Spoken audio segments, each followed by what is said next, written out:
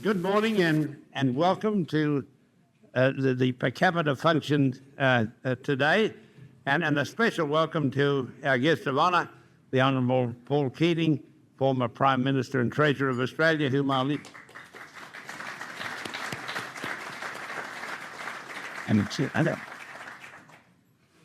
introduce and welcome more formally later when when he comes to speak.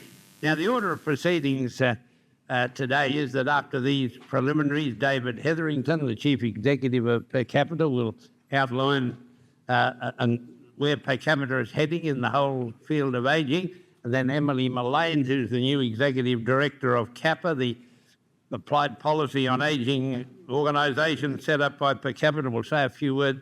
Then the former Prime Minister, and then a vote of thanks by a representative of Bupa, who have sponsored this function, and then we'll try and finish on time.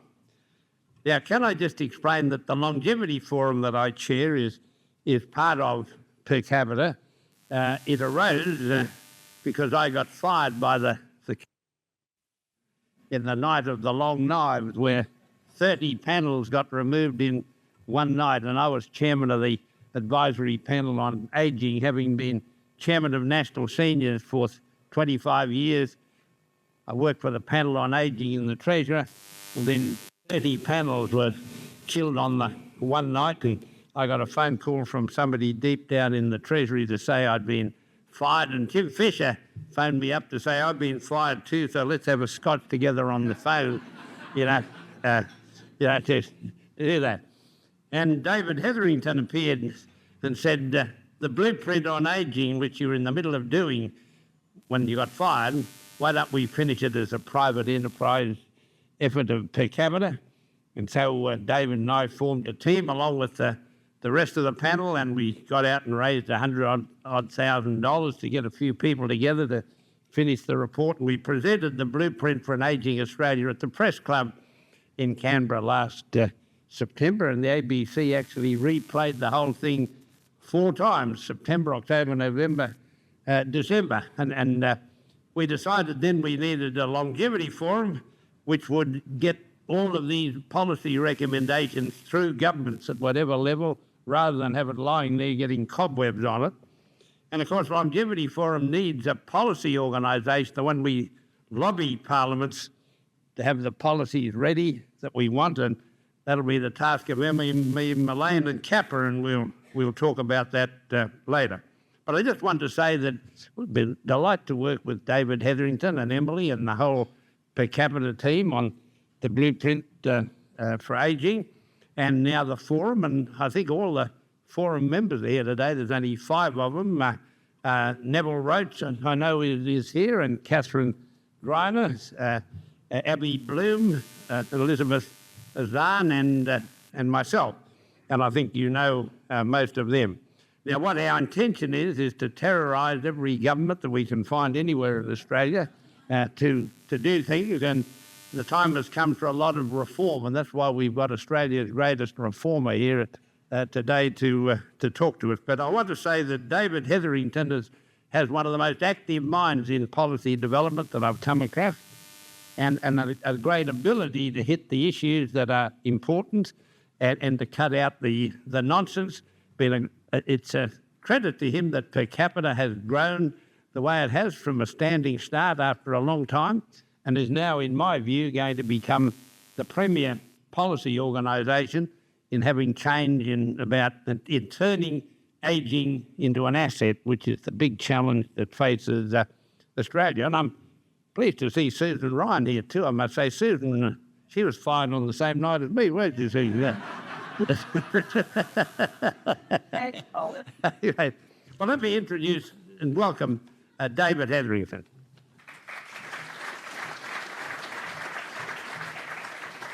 Thank you, Everett. We're here talking about positive ageing. Well, I'm sure you'll agree with me. Everett's a living testament to positive ageing. He's 83 years young, and he seems to get more energy every day. I commend his long leadership in this area and hope it may long continue. Well, good morning, ladies and gentlemen, friends, distinguished guests. 10 years ago, the founders of this think tank, Per Capita, sat down around a kitchen table in North Melbourne to discuss the need for a new voice in the Australian public debate. Politics at the time seemed remarkably short-term. Governments were splashing easy cash around. Climate change evidently didn't exist. And word choices was the biggest game in town. We decided then that we wanted Per Capita to talk about something different. We wanted to talk about the big changes, the big shifts. The big shifts that slowly but inexorably change Australian life. The big shifts that reshape the place. We gave ourselves 3 criteria for choosing these. First, they had to exist outside of the current electoral cycle. Secondly, they had to be poorly covered in the prevailing policy debate. And finally, the responses to them demanded a combination of economic rigour and social justice. One big shift we've looked at has been the changing share of income from labour to capital. Another has been declining public investment in our engines of growth: education, skills, science, technology, R&D. Yeah. Longevity is perhaps the biggest shift of all, and it's one that will inevitably reshape the country.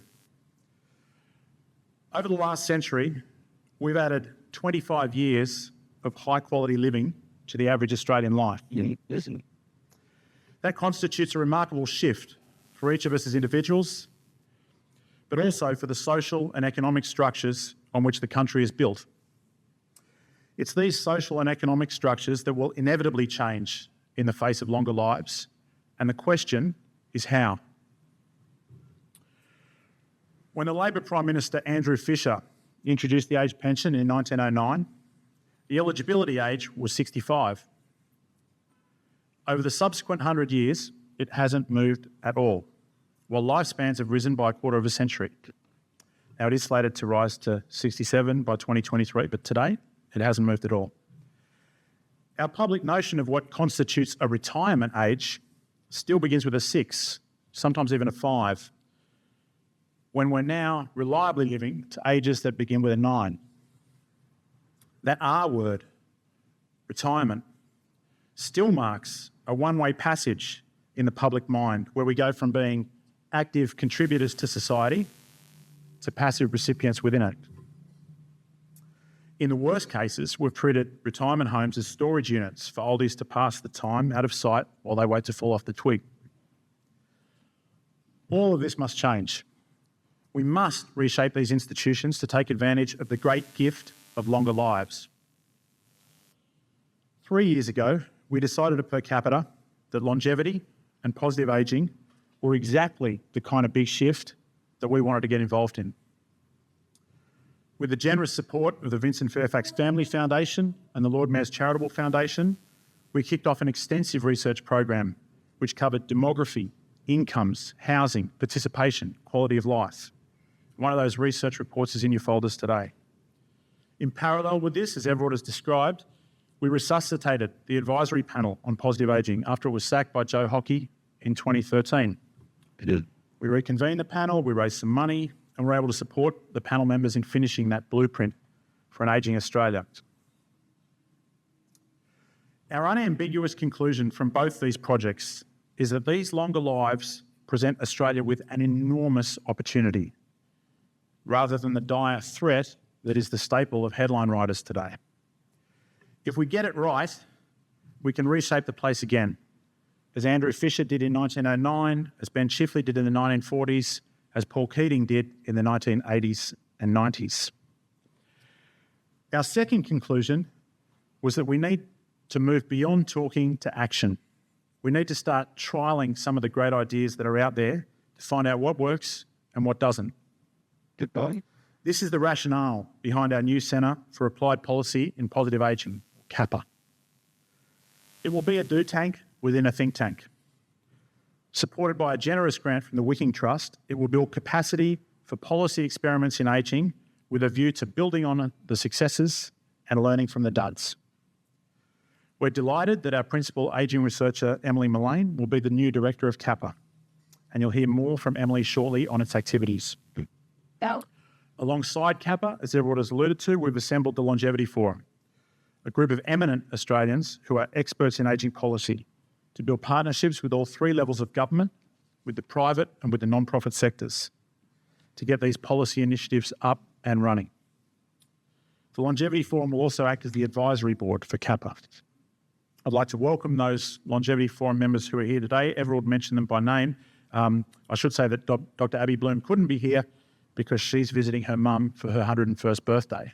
Again, a testament both to positive ageing, but to the kind of futures that await us. Yeah. Now, of course, all of you know that an event like today can't be complete without a word of thanks to those who've made it possible. First, I'd like to thank Bupa for their sponsorship of today's launch. I think it reinforces their deep commitment to ageing well. And I'm looking forward to hearing from Bupa Aged Care Managing Director Lewis Dudley a little later. I want to thank Maxine McHugh from Per Capita's board for helping to bring together today's event. And I want to pay public tribute to Emily Mullane and Alison Orr of Per Capita's staff, without whose tireless commitment to tasks big and small, this initiative simply wouldn't have come to fruition. On behalf of Per Capita's staff and board, I'd like to acknowledge the foundational grant for CAPPA from the Wicking Trust and thank Amanda Wilson, who's representing the Trust here today.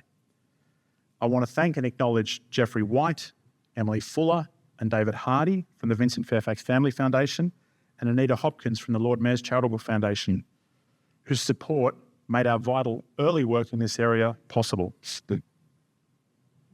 Finally, I want to thank and welcome our guest speaker today, Paul Keating. At the start, I talked about the big shifts that reshaped the place.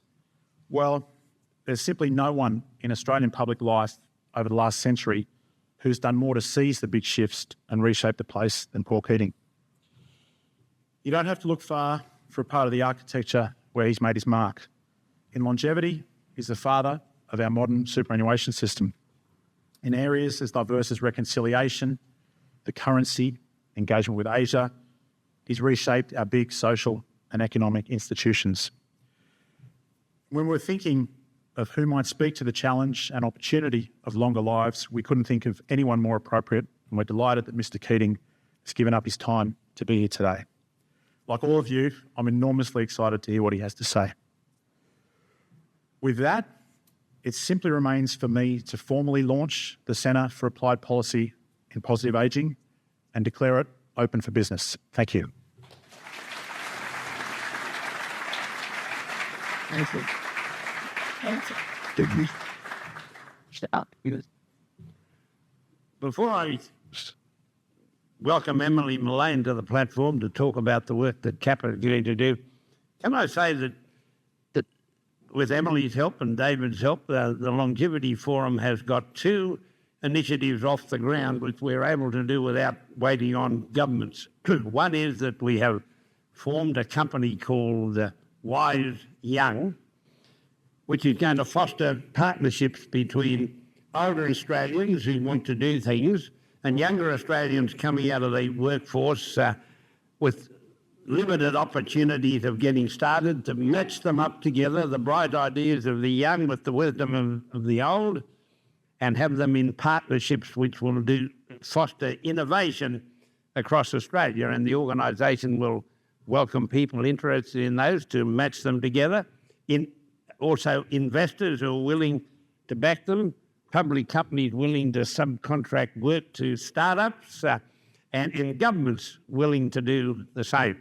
And so in the next few weeks, you'll hear some more about Wise Young. We hope to start across Australia a few thousand partnerships of older and younger Australians to achieve new innovation for Australia. And if governments don't give us money, we'll get corporate money, we might get both, and it will happen.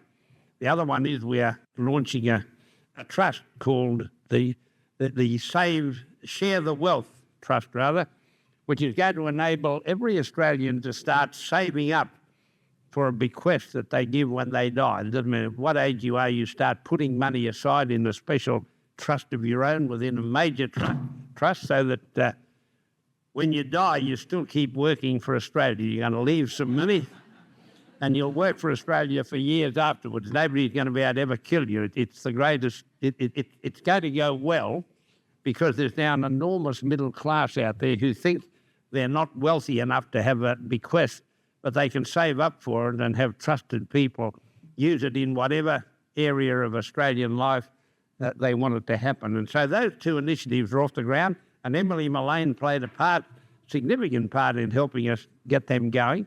There's enormous tasks ahead of us to get all the things in place that Australia needs to capitalise on the enormous energy, wealth and wisdom there still is in senior Australia. And so, Emily, we wish you well in your job as Chief Executive of CAPPA. We look forward to working with you, and you've got the platform.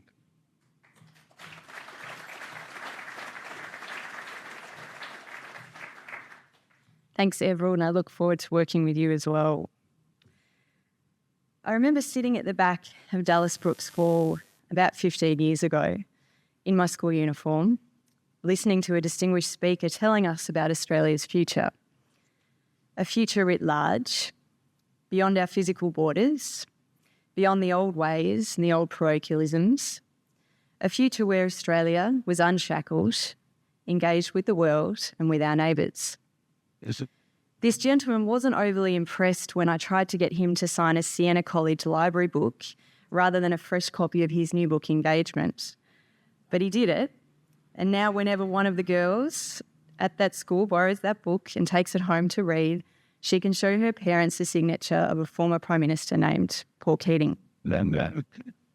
Whatever tribe you come from, you know that this man here today has the ability, too rare in politics now, to put oil to canvas and give us a vision of what we might be. Mr. Keating also had the foresight to create a compulsory superannuation system to equip us financially for longer lives.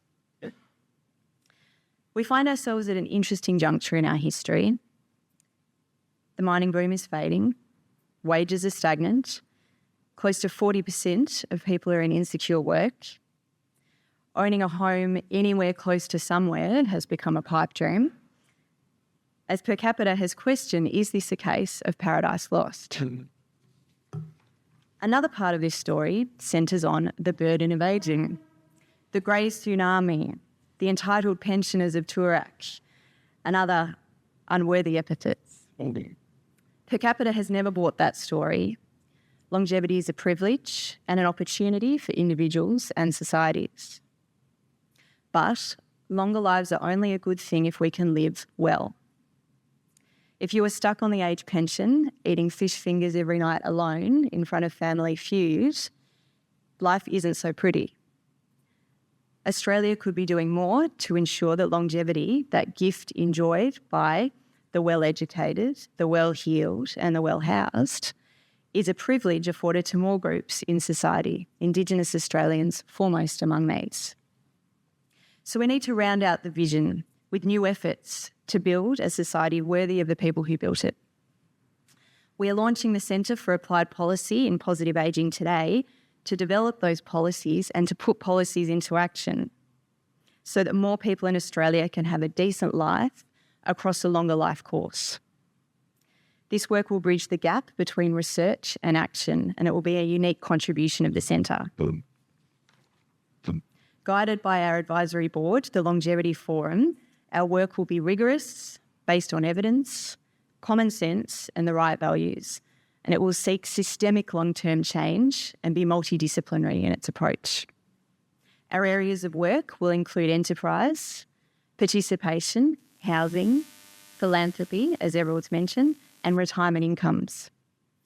In the area of enterprise, we'll build intergenerational partnerships between young and old. We'll work with people who've gone out of the workforce to experiment with enterprise ideas that build skills and connections in the community. In the area of participation, we'll champion social and economic policies to create spaces for all ages. Creative ideas and interventions which change attitudes around age are fundamental to this. In the area of housing, we'll work with government, the superannuation sector, developers and housing providers to create affordable housing models with lifelong design principles. In the area of retirement incomes, we will ask, what is a decent income in retirement? How can our super system be modernised so that it caters for a changing labour market? How can we build a retirement income system that benefits women as much as it benefits men? In all our work, we will be collaborative, and we look forward to building on our existing relationships and building new ones. The Centre is looking for a project leader to join us, and details of this role are up on our website today, which is cappa.percapita.org.au. The Centre will continue to push for a more nuanced, more sophisticated understanding of ageing. The ultimate aim of shifting the public debate is to generate cultural change so that attitudes towards age change too. In his press release after the death of Malcolm Fraser this year, Mr. Keating reflected, "I always thought Malcolm would be around a lot longer. I must say I wished he had been." As I've written in Per Capita's most recent report, Spaces for All Ages, this statement rang true for anyone who had followed Fraser's activities in recent years. Was he really gone already? He had so much more to do in the areas of human rights. He was starting a new political party, as many of us know. He was 84 when he died. You think about that term, 84-year-old man, and what that conjures up. It doesn't fit neatly with the idea of Fraser, someone sending out tweets late in the night just weeks before he died. It demonstrates the difference between thinking about age in the abstract and personalising the elders in our society. Or consider the example used by Dr. Karen Hitchcock in her recent quarterly essay, Dear Life. She writes of the way that doctors tending to older patients will give their handover notes at the end of a shift, and in describing the patient, they'll use one of two terms. The patient was either irritable or they were cute. And to be clear, I'm not having a go at doctors here, but the way that those typecasts reflect the way that we as a society view our elders. We can do better. Yeah. It's possible to conceive of an Australia where people play a vital role across a longer life course, where education and training isn't just limited to the start of life, where urban environments bring people together rather than contribute to isolation, where businesses really understand the value of older workers beyond the limited dictates of corporate social responsibility. Such a country would be a vibrant Australia, bristling with ideas and interactions between generations. It would be inclusive, enterprising and worldly. We look forward to creating that at Australia, that centre, that vision at CAPPA, and we hope that you can make a reality of that with us.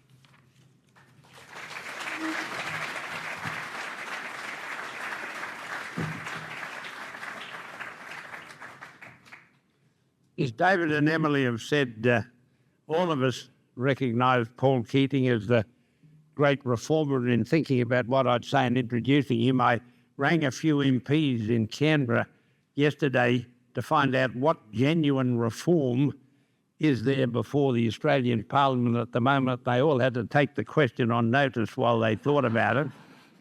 And the only one I could find out is one where the ALP and the LNP are going to cooperate together to make sure, their words, that no more hillbillies get elected to the Senate.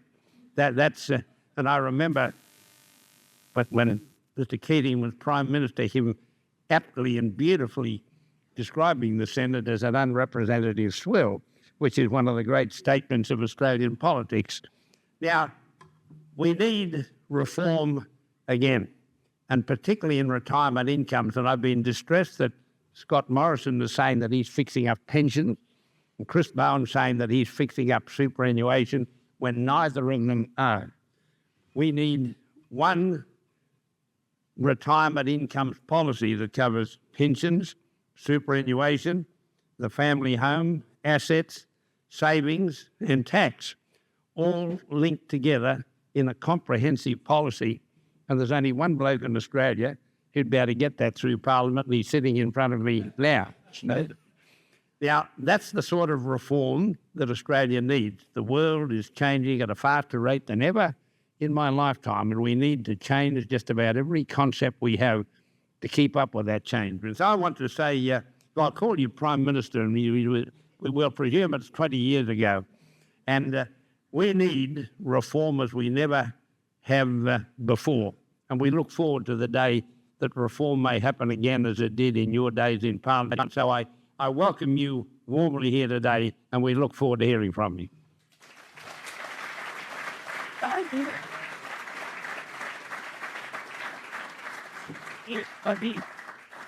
Well, thank you indeed, Everall, Emily, David, distinguished guests.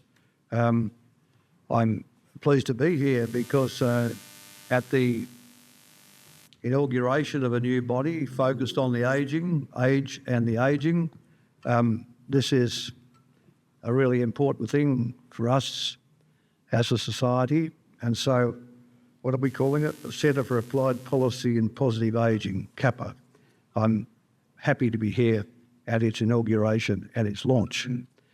I got interested in aged care at a very early stage of my parliamentary life. I was elected to the House of Representatives in 1969, and there was a gentleman, Dr. Gary Andrews. He ran what was then called the Lidcombe Old Men's Home, and he set up a thing with this Bankstown Council, municipal council called the Bankstown Council Geriatric Committee, and he asked me would I like to join it, and and I said I would because I was always, knew that there was a big issue and a problem in this area, and Dr. Andrews' specialisation was in geriatrics, and he later became a director of the New South Wales Health System, Department of Health for Western Sydney, I think it was.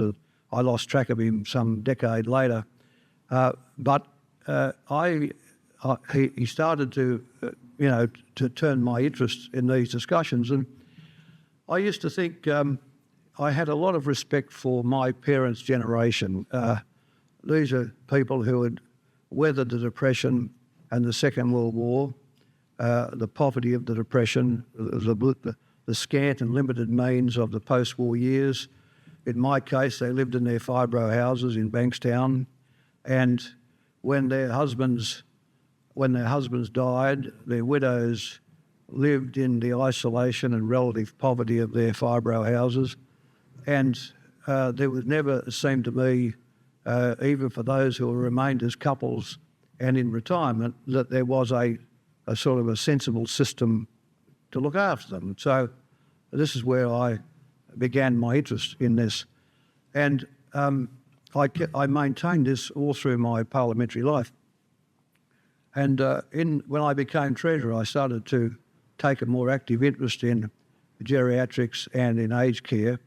And when Brian Howe became Minister for Social Security, he and I set up the ACAT system of aged care assessment, and we set up home and community care, HAC, to bring support to people to stay at home.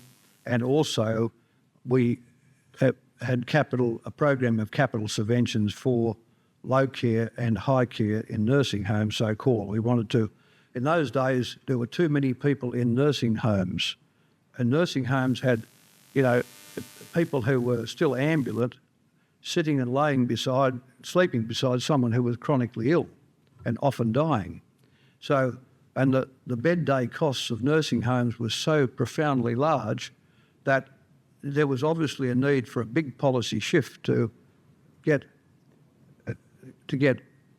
people who were aged, but ambulant, simply in a better circumstance than they might have been able to find themselves at home, and where they had some group accommodations like meals, etc., some modest medical care if necessary, some company and enjoyment, and where we took them out of this sort of nursing home structure where they were definitely not prospering and where the cost to the Commonwealth Government was very high. And so this is where the sort of so-called Hostel program got to kick along, and we put new capital into it. And also to bring it to an even standard. For instance, some states had a much higher standard than others. And so Brian Howe and I introduced a program of bringing the standards together by lifting bed day subsidies and construction subsidies, operating subsidies in some states, and withdrawing them and diminishing them others, so we had them more even over the period. And of course, this was accompanied by taking the pension to 25% of average weekly earnings, which gave, because in those days, with earning, particularly in the 80s and 90s, with earnings growth growing, it meant that pensions were more valuable. So there was this kind of history, and of course, overlaying that was how we actually got people something better in retirement in terms of income maintenance and wealth than simply the age pension, or other than simply or solely the age pension. And of course, this is where I first began to think about occupational superannuation. Now, it always got up my nose that superannuation existed for managers and the wealthy and the executive class, and broadly the public service, and not much in between for ordinary working men and women. And I always knew that the key to wealth is compound earnings. But how do you get compound earnings? You get it by preservation. You get it by not touching the money. And the people in this society who have great wealth have always had investments in compound earnings, but the average working person had their house and their mortgage and the Commodore, and that was about it. And they had the pension, which was of its essence an anti-destitution measure. It wasn't really a high maintenance income. So it was a matter of trying to see how we could actually make a shift from superannuation as it was, more or less for a privileged group in the community, without overdoing the word privilege, but let's say a better off group in the community and the broad workforce. And so in the 1983 budget, I made the first move on reform of superannuation by changing the tax treatment on lump sums. In those days, lump sums were taxed as to 5% of the sum at what was then the 60% top marginal rate. So the effective rate of tax, 60% of 5 is 3, so the tax rate was 3%. So you paid your 3% and out you went, you had your money more or less free, and that was it. And of course there was no preservation, so you could take it out any time. This particularly worked against women who would leave the workforce to have children. They'd get their 23,000 or their 31,000 or whatever it was, and they'd take it away with them, and they'd lose any chance of compound earnings or continuity, and they'd come back and have to start again. So one of the first things I did was to set up a thing called approved deposit funds, so that people could take from one job their lump sum and put it in an approved deposit fund, and that could continue earning while ever they might have been, if they are women having children or a family, or in the case of a male changing work or workforce, so they could come back to it. They wouldn't have to just simply take the money. Now, this brought on a very big fight with the ACTU, because a lot of people, working people, regarded this lump sum as a sort of little interim capital hit that they could have on the way through. And being a decent sort of bunch of unionists, they all fought to hang on to every bit of capital that came their way. But Bill Kelty, who was much smarter than the rest of them, could see that what I was intending was that I said, we cannot provide superannuation to the whole workforce if the tax rate is so concessional as to be only 3% on an accumulation, just impossible for the budget to carry this.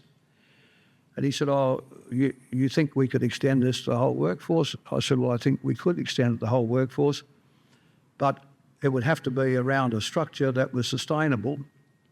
And of course, the central element of that was preservation.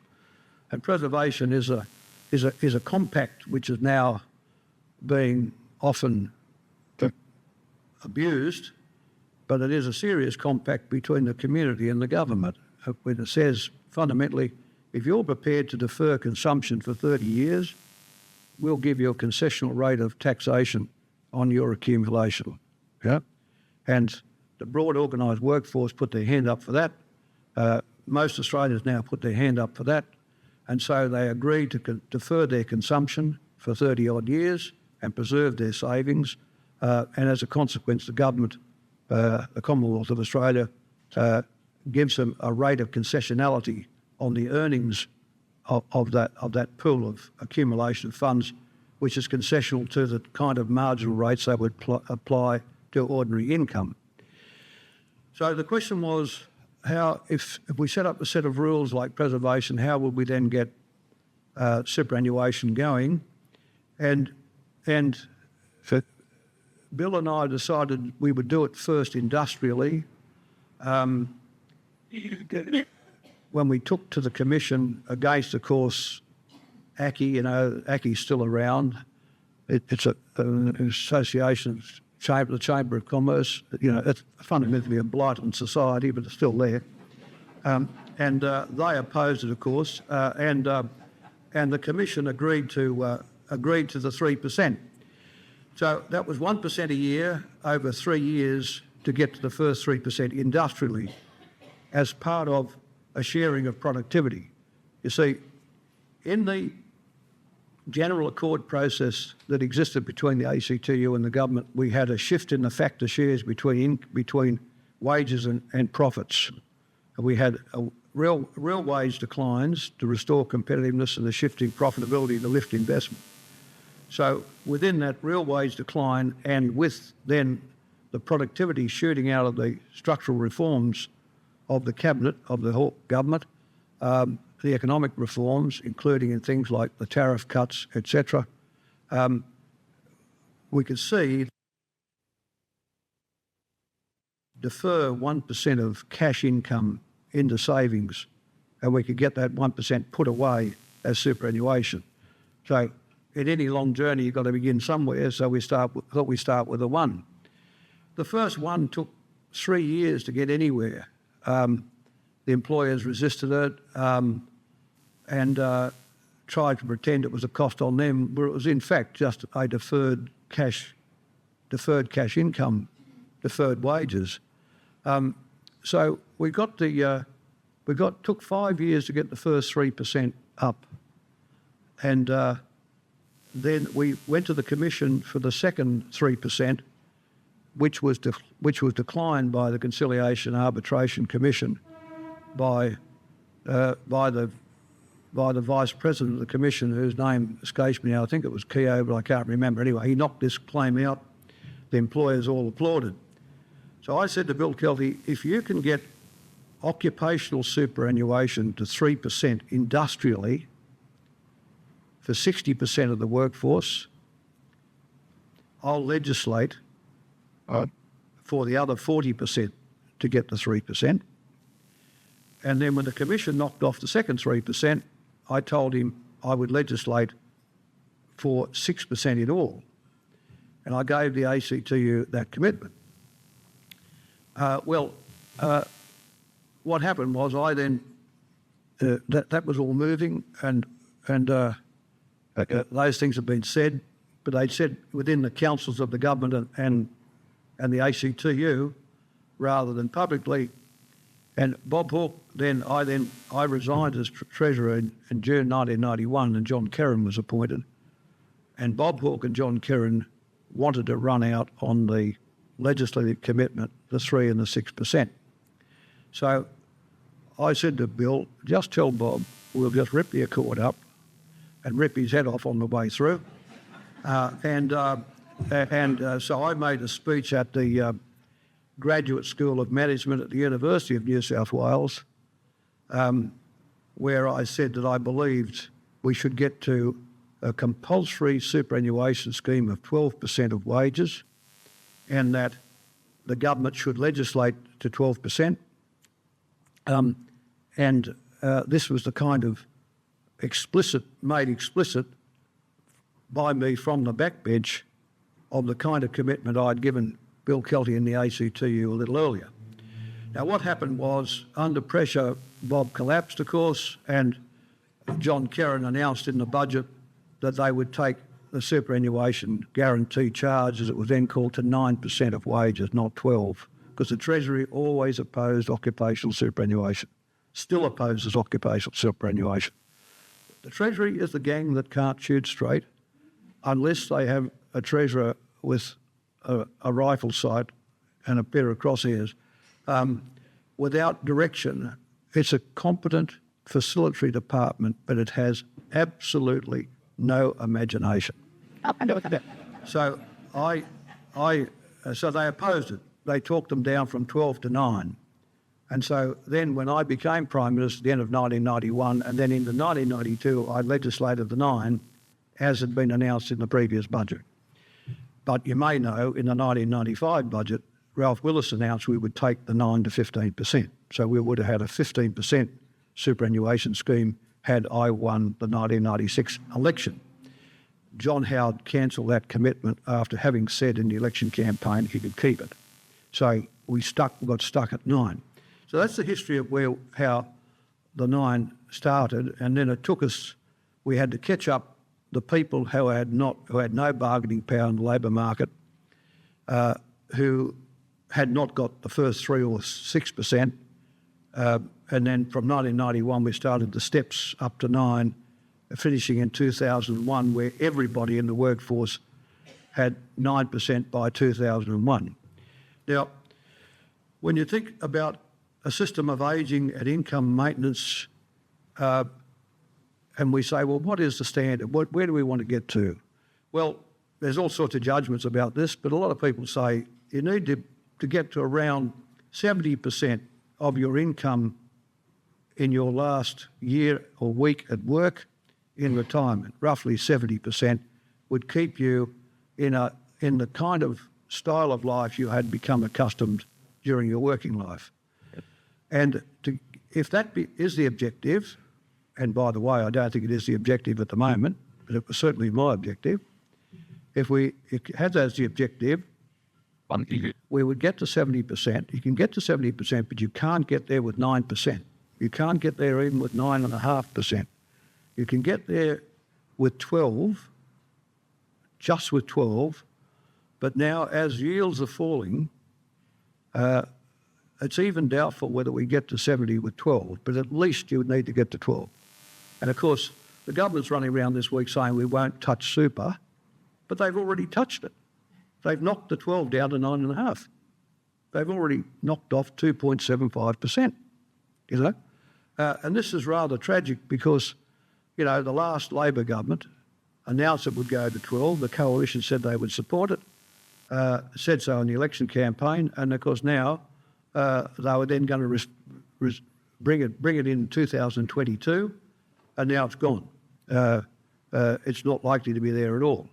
So the whole popular support for adequacy and increasing the SGC to 12% of wages, which was around in the broad community and is probably still around, is being done in by this tomfoolery about jamming the superannuation guarantee charge at 9.5%.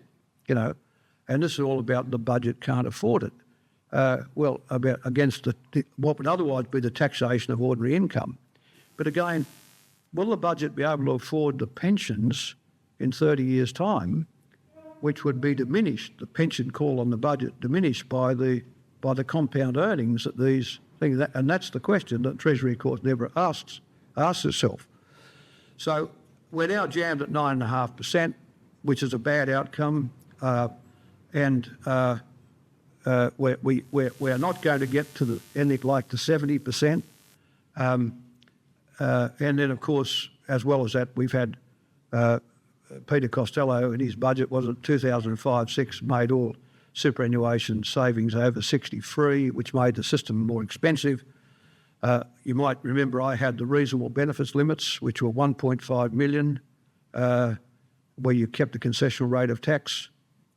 And that was indexed. That was from 1995, I think. So indexed 1.5 million from 1995, and you're probably about 2.5 or 2.6 or 2.7 now. So you could have had that, and then any money you had over that got taxed at ordinary marginal rates. Well, they abolished the reasonable benefits limits, and of course, I was taxing lump sums, but I was prepared to drop the tax on the lump sum if you bought an annuity. So what I was trying to do was develop a whole system of annuities where we would encourage superannuants to sort of trade their lump sum in for annuities, etc. Now, we're in a world today where you can just see, notwithstanding the operation of the US Federal Reserve or the European Central Bank or the Bank of Japan with these quantitative easings, bond yields, mostly 10-year bond yields, mostly track around nominal GDP. Now, Australian nominal GDP has been around, let's say, 2.5% for inflation and 3.5% for growth, around 6%. So 10-year bonds are roughly 6%. Those nominal GDP numbers, and that's 6% in a super fund, if you could get nominal GDP, maybe +1, you're really doing well. But at least nominal GDP, 6. That's now declining because inflation, we've got a lot of deflation around the world, and now central banks have actually got targets for inflation, not for bringing inflation down, but for bringing inflation up. And the American Federal Reserve target's 2%. Now, let's say we go to a 2% or sub 2% inflationary world, and growth in countries like Australia will probably do better. But let's say here you're talking about 2, but growth with a 2 in front of it, Europe will be 1.5, the United States will be 2.5. If you put the two together, you can call them 2. You're looking at nominal GDP of about 4%. It's a lot lower than it used to be. It was always around 6 or 5. In Australia, we'd be looking at nominal GDP of probably 2.2 for inflation and about probably 3.2 for growth, which is about, 5.5, and we used to have 6.5. So 1% of nominal GDP makes a very big difference. GDP is 1,500 billion, 1% is 15 billion to the budget, simply on the budget revenue, and in terms of earnings, it makes a huge difference in the superannuation pool. So we have to take account for the fact now that yields are probably going to come down, and superannuants are going to have to search further for risk rather than simply take fixed interest at very low rates of interest, 3 or 3.5 or 4, as these yields are compressed, as government bond yields are compressed. So this will mean that our propensity to invest more riskily in super in equity markets will need to obtain, because yields in fixed interest are simply too low to help people maintain a standard of living in retirement, as well as receiving the full or part pension. So it means that we have to at least get to 12% in the accumulation. To be at 9.5% with yields like that, and particularly if you get to someone over 60 or 65 and the balance slips to prudence and you go more heavily fixed interest and less heavily equities, then even 12% basically is battling to make it. But to have less than 12 is really a piece of economic vandalism. That's what it is. And why is it? Well, of course, the coalition doesn't like compulsory superannuation. They give you this nonsense about, we believe in choice. Yeah, the choice to be on the bones of your backside in retirement, that's the choice you get. The choice not to save, the choice to lose the compound earnings, the choice not to see the capital accumulations grow. This is nonsense. This is not freedom of action or freedom of choice. It's just a sort of willful subjugation of what has been a national project. Yeah? And that's what it is. And the commitment is there. The public accept the commitment. We will defer our consumption, even for 30 or 35 years, for a concessional rate of taxation and the ability to see our savings compound. And so every time we cut across these things, we see them go badly. Now, when I introduced this scheme in 1985, the first 3% with the ACTU, I was intending a superannuation scheme that covered people from roughly 58, 60 years of age to about 80, 81. That's how long they lived then. And at the levels we're talking about, 12% of wages, you would easily get an accumulation which would do exactly what you wanted it to do. But in those 30-odd years since, people are living 9 years longer in the main, which is a phenomenal number in itself. And so as a consequence of living 9 years yet longer, we're now talking about people living to 90, or their children and my children, my generation's children, living to 95 or even 100, but certainly in their 90s. My children's grandparents, my mother's 94, and their grandmother on the maternal side 95. So they've got a reasonable chance of hitting the ton. That's right. Which is a long way away. So we've now got this longevity issue, and the moral of that tale is this: that you can't work for 35 years from, say, when you start accumulating money at, say, let's call it 30 to 65, and expect a 35-year accumulation to last you 35 years after that. You just can't do it. It just cannot be done. So the promise of a decent retirement income can't be met. The Commonwealth's implicit promise of a decent retirement income cannot be met on those aggregates. And so we have to think about longevity and ageing and think about super in two ways. My original scheme, which was, let's say, as I said a moment ago, 55, 58, say 60 to 80. Let's call that superannuation phase 1. And then there's superannuation phase 2, which is 80 to 100. And we now, as a country, have to start focusing on superannuation phase 2, 80 to 100, because already, my eldest child is 38. My youngest is 29. They're already moving into these things, and they're starting, the accumulation needs to be there now. Now, what do we do about this? How do we cope with this longer age and longevity and income adequacy, leaving aside for a moment issues like geriatric assessment, healthcare, accommodation, diagnostic imaging, pathology, and all the other things we know are there? Well, I think that originally in Ralph Willis's budget of 1995, I wanted super going to 15%. And the reason I did was for the baby boom generation, because they didn't really get into it until the 1990s.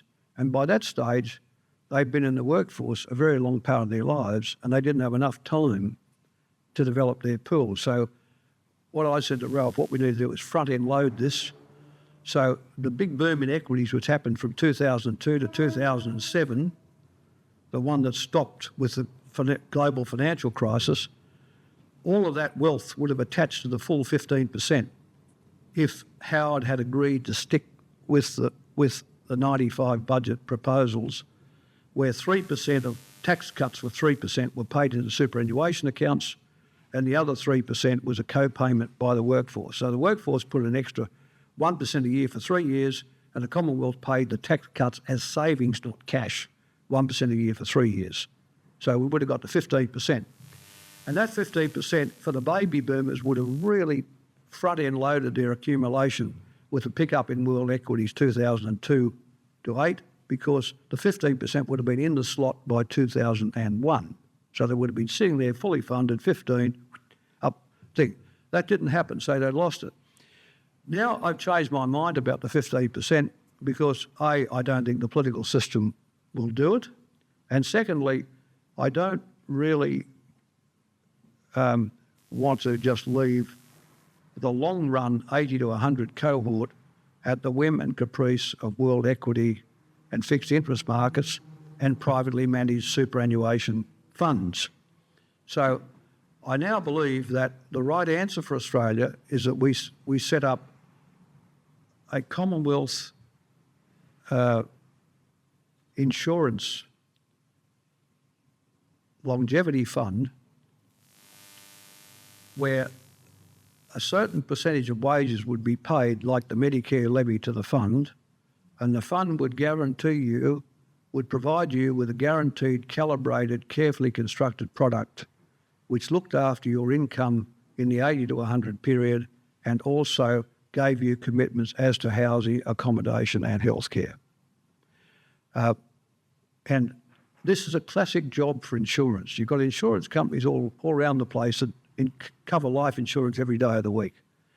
But what commercial insurance can't do is insure across generations, and they can't pool risk like the Commonwealth can insure across generations and pool risk. So let's say 1, 2 or 3% of wages went in your working life to this fund, and of course this would then earn, just like the future fund, with compound earnings. And then, of course, the person who dies at 63, their contributions remain there for the person who lives to 93. In other words, it's a classic insurance proposition. Like you insure your house, everyone on the street insures their house, but one house burns down, they get paid from the premiums that the rest of the neighbours have paid for their houses, which have remained intact. It's the same insurance principle you would have in this system. And it seems to me that if the Commonwealth is a default insurer anyway through the age pension, if there isn't adequacy in private savings, the Commonwealth will be the default insurer through the age pension. Even if it's an age pension not of today's calibration or size, it will still be the default insurer. So if it is the default insurer, if it can pool risk, if it can carry risk across generations, then the Commonwealth picks itself out as the operator, as the agency, which is better focused to manage the 80 to 100 cohort than the private for-profit funds management industry. So I think we should see a system where the 60 to 80 cohort and that capital is kept, managed, accumulated by the private for-profit funds management industry, and we try and turn those capitals into income, either by way of annuities or something, and that'll take people out to sort of 80 or 82 or 83 years of age. But you can't expect the savings of 30 years to carry you in a decent standard of living for a following 30 years. It just cannot happen. It's not a piece of rubber that you can continue to stretch, which means we have to be thinking now about the 80 to 100 cohort. In other words, we have to be thinking now about superannuation phase 2. And this is what you're doing in your centre, which is on this very topic of longevity and ageing. Now, frankly, these are not hard things to do. You know,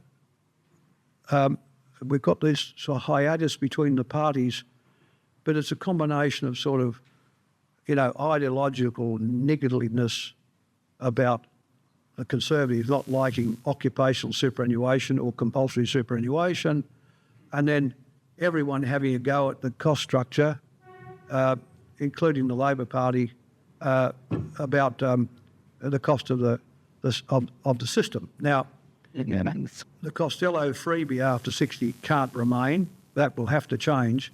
But that's only a small part of the problem. The big design issue is where we go. Where we go with adequacy, we can't stay at 9.5%. We have to go to 12 at least, and quickly. And then where do we go with the 80 to 100 cohort? That's the second part. Now, this is where I'm going to say something about something you mightn't expect, which is important to this, and this is another thing I established called dividend imputation. Dividend imputation was introduced in the 1985 tax package and then implemented in 1986 to remove the double taxation of dividends. And you might think, well, this is a good capitalist thing to do. Of course, there's a little subtext here. I used to always say to the Labor Party, who had this complete confusion between ends and means, that the Liberals could never do capital. And the Liberals today can still not do capital. You know, a Labor government comes along and sets up a pool of nearly $2 trillion in savings in superannuation and linking it through into the equity markets through dividend imputation. I mean, it's, you know, apparently Warren Buffett talks about this in his private meetings, about such a structure. You know, $2 trillion, 24 million of us, locked into the equities market through dividend imputation. You know, I mean, if you're a Liberal Treasurer, you'd go down on a bended knee about it, wouldn't you? About that was stupid. Yeah, whether a Labor Treasurer introduced it or not. So, but you see, it's not understood. Now, I'll tell you what dividend imputation did. Before I turned up, the managers and the boards, the old guys with their moustaches and their tweed coats, used to blow the money. What they did, they never paid dividends. There was no tension between managers and owners, between shareholders and boards, because there was no benefit in paying a dividend. As a consequence, they overgeared to run down their income tax. They were pumped full of debt and blew up regularly. They retained all their capital retentions, and what they do to stop someone taking them over, they would acquire another company, invariably value destroying for the original business. Or if they weren't in some big merger and acquisition, they would simply grow in an ungainly way, grow organically the business, blowing inefficiently using the capital. When dividend imputation came along, it forced them to meet a standard for the first time ever. And the standard was you have to pay the shareholders a dividend. So you've got to now run your capital much more efficiently than you did in the past, where the only kicks you got on Route 66 was selling your shares in the stock market free of tax. Before the capital gains tax, sale of shares were free. So they didn't pay dividends, and so therefore the argument went, all the benefits accrued in the share price and you took the gains free. So what more did you want? Well, how can you build a society when the passive production of capital was untaxed, but the dynamic production of income was double taxed? You know? How can you do this? As I said to the Labor cabinet in 1985, how can we build a society where income in a company is being taxed twice, equity is being taxed twice, and debt's being taxed once? Like, this is mad. But more than that, the gains untaxed completely. So by establishing a capital gains tax and removing the double tax on dividends, we put this tension onto the corporate system not to overgear, not to waste the capital, and to pay dividends. And then I locked the superannuation system and dividend imputation together in 1987. So I put a 15% tax on fund earnings, 15% on the way in and 15% in, encouraging the super funds to then go and buy franking stocks that pay fully franked dividends. So if you look at the average fund today, which is 15% tax, their real rate of tax is about 6%. So they buy enough equities, so they buy, the frankers, Commonwealth Bank, Westpac, BHP, Telstra, etc., and they get the franking credits. You can't pay a franking credit to a non-tax-paying body. So I turned super funds into a tax-paying body so they could receive the imputed credits.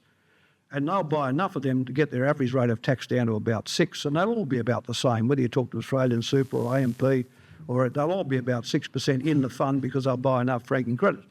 Now, what does this mean for retirement incomes? Well, it means a lot, because what it means is that, I'll just make one aside here. One of the reasons we got through the 2007-8 crisis was because our companies were not overgeared. They were not sitting like bloated oafs on the pavement ready to explode. What happened was the crisis came, and one of the reasons we didn't have the big problems we used to have is because dividend imputation forced the boards and the managers not to overgear to reduce their tax, because if they reduced their tax, they couldn't frank their credits, and if they couldn't frank their dividends, the super funds wouldn't buy their stock, and if the super funds wouldn't buy their stock, their share price fell. And because all the managers' contracts were tied to the share price, they all believed that their own remuneration packages would be about maintaining the share price, and that meant paying you full corporation tax, which meant the Treasury's tax collections just rocketed as a consequence. So dividend imputation was a revolution for Australia, a Labor Party revolution, I must say. And, part of the Labor Party revolution, to be honest. But what it's done, it's made the management of Australian capital so much more efficient, and it's produced dividends. And these dividends are now linked into superannuation. So we've got a corporate system which is now pumping value into the retirement income system through this. And it means that the beta, the disparity in the price of stocks in our market is far less than, say, the American stock market, because dragging a dividend line through our stock market, which is twice, dividends are at least twice what those paid in the American stock market, means that you don't get the beta. You don't get the great swings up and you don't get the great swings down. So that means that the super funds and our retired age people who have their money in the stock market are not as in a position of jeopardy as they would be in these big beta swingers as they have in the United States, where everyone just takes the capital profits and they don't get any dividends. So you can't believe this, that the Treasury, which is the first recipient of the compulsion to pay full corporation tax in these unbelievably high levels of taxation compliance in Australia. I'm not talking about the foreign multinationals, the Australian companies that get the imputed credits. The compliance is off the charts. And the Treasury now issued a discussion paper saying, dividend imputation's a cost, it's another tax expenditure, cost of revenue, and the rest of the world taxes income to us, and why don't we? Because the answer is we have a superior system, that's why. We have the world's best system, that's why. And that world system is tied into the super scheme, and that's why we can pay. So you can go and buy Westpac stock today, it pays you an unfranked dividend of 5%, and with the franking credits 2%, you get 7 franked. I mean, an American Treasury bond is 1.6.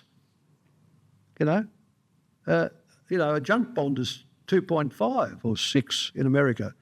Here you can go and buy CBA or Westpac and get 7% fully franked. And so, it's part of the structure. And of course, now let me say, I'll finish on these points about the welfare industry.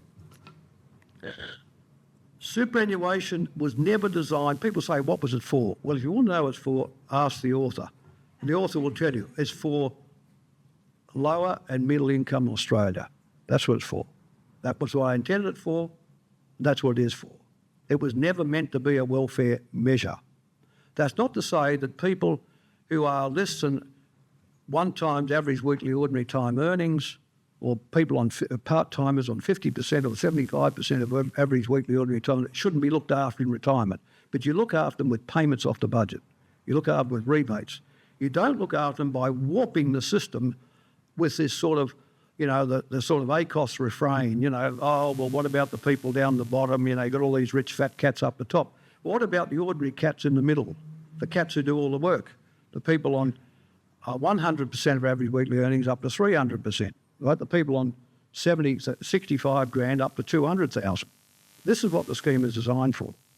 And if we forget the purpose of the scheme and we start mucking around with the tax rates, the thing will collapse. The Treasury wants to get super taxed at full marginal rates of tax with rebates. And I said to Ken Henry, when he put this in his paper a couple of years ago, I said, Ken, listen, you're asking these people to defer consumption for 35 years, which they happily agree to do on the basis of some concessionality. And then when you've got the fish in the barrel, you start shooting them in the barrel. You want to tax them at full marginal rates. Oh no, you're going to be very equitable and you're going to give the rebates back. I said, you would, Ken, but when you're not the Treasury Secretary and some other person's there, they say, oh, Treasurer, there's actually a saving here. We can actually cut the rebates back. So they've got you in the barrel at full marginal rates of tax and then they cut the rebates back. Now that's where the Treasury is going all the time. Why is the Treasury going there? Because it cannot think straight. Believe me. And they don't understand the bigger, larger picture. And then in the same time, as they want to get people on full marginal rates, they want to shoot a hole through dividend imputation. Give me a break, So this is what we're dealing with. Now, is all this reparable and could it be done quickly? Yes. What's it need? Some imagination, some goodwill and some leadership. That's it. You can set up superannuation part 2 with a big insurance fund quite quickly and quite easily. And we could, within 3 years, bring the 9.5% to 12, so we can get the bones of it there rather fast. But it's like all reform things, you've actually got to want to do it, for the country. You've actually got to want to do it. And the parties, I remember Marty Feldstein, he was the counsel of the chairman of economic advisors to President Reagan, one of the two or three great American economists. In fact, he fell out with Reagan over the Reagan tax cuts and resigned as chairman of the Council of Economic Advisors, a very distinguished fellow. And he said to me, and he's the author of the George W. Bush tax cuts, he said to me, Paul, you have one of the strangest conservative parties in the world. He said, a Labor government comes along and convinces the workforce to save 15% of their income, and the Conservative Party says, no, it's too good for them. He said, I don't understand it, Leslie. I don't understand it. And that is part of the problem. You see, until the Libs basically accept the idea of compulsory savings and preservation and not ratting the larder by letting the money out for housing or letting it out for some other purpose, but keeping the accumulation together over a long period of time, you must get that degree of bipartisanship to make the system work. And this goes for the Labor Party as well. When Wayne Swan announced the increase in the super to 12%, he had 4 lots of a quarter, 2 years of 50 basis points, and then the last year of 100. So there was 4 quarters, which was 1%, 2 years of 0.5%, which was the second 1%, and the third year was the third 1%.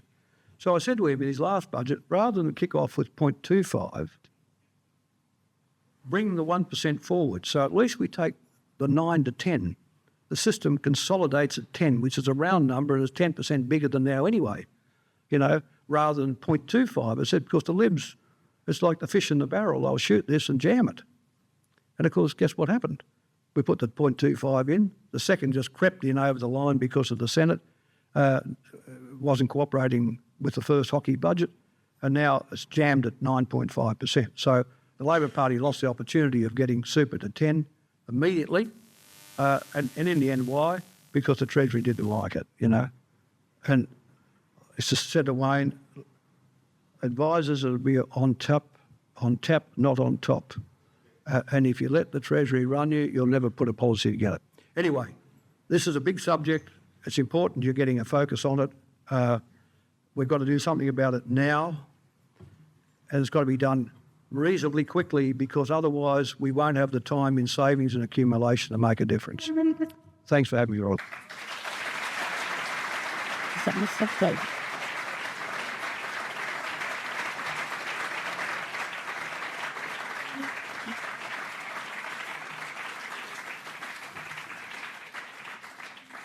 Now, don't let anyone ever tell you that Paul Keating is an old Prime Minister. Don't let anyone ever tell you that. I've actually got the feeling that the best years may be ahead.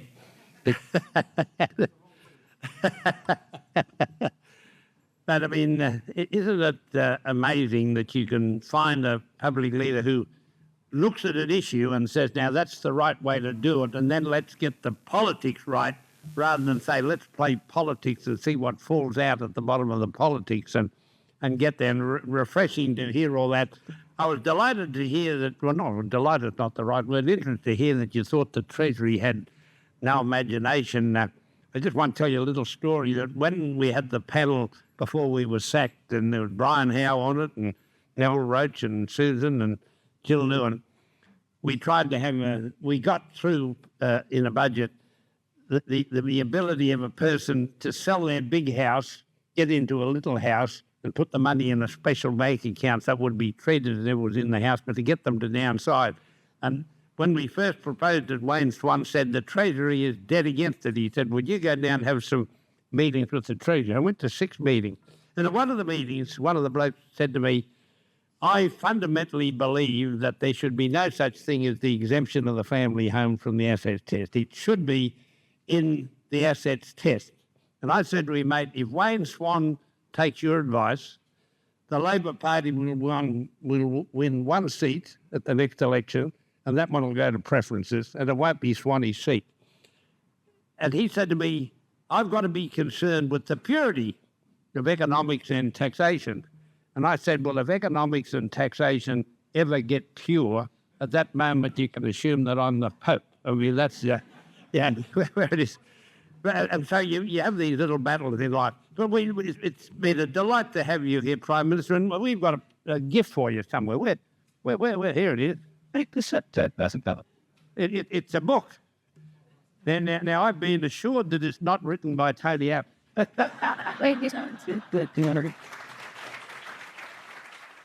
It's